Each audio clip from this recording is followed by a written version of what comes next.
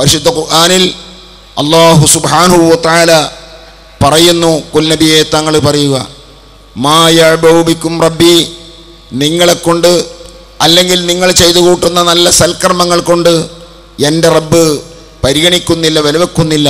ലൗലാ ദുആഉക്കും, നിങ്ങളിൽ നിന്നുള്ള അപേക്ഷ, ദുആ, കേണപേക്ഷിക്കുന്ന ദുആ ഇല്ലായിരുന്നുവെങ്കിൽ.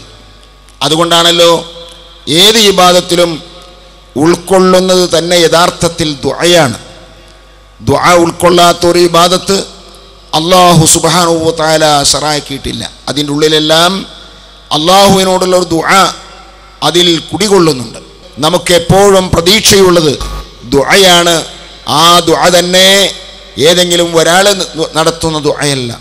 ലക്ഷക്കണക്കിന് മുഅ്മിനീങ്ങൾ എന്ന് പറയുമ്പോൾ ആയിരക്കണക്കിന് സ്വാലിഹീങ്ങൾ, ദുആ ഒരിക്കലും തട്ടപ്പെടാത്തവർ ഈ മജ്ലിസിൽ ഉണ്ടെന്നതിൽ സംശയമില്ല. അതിൻ്റെ പുറമെ അള്ളാഹുവിൻ്റെ ഇട്ടുദാസന്മാരായ വലിയ സാദാത്യങ്ങൾ, ആലിമീങ്ങൾ വേറെയും നമ്മുടെ കൂടെ ഉണ്ട്. അവർ നമുക്ക് നേതൃത്വം തരുമ്പോൾ ആ ദുആ ഒരിക്കലും തട്ടപ്പെടില്ല എന്ന ശുഭപ്രതീക്ഷ നമുക്കുള്ളത് കൊണ്ട് തന്നെ ഈ മജ്ലിസിൽ ബഹുമാനപ്പെട്ട താജുൽ ഉലമാ തങ്ങൾ ദുആ ചെയ്യുമ്പോൾ ആ ദുആയിൽ നമ്മളെല്ലാം അതിൽ പങ്കാവുകയും നമ്മുടെ ഐഹികവും പാരത്രികവുമായ എല്ലാ ഗുണങ്ങളും അതുകൊണ്ട് നമുക്ക് നേടിയെടുക്കാൻ സാധിക്കുകയും ചെയ്യുമാറാകട്ടെ.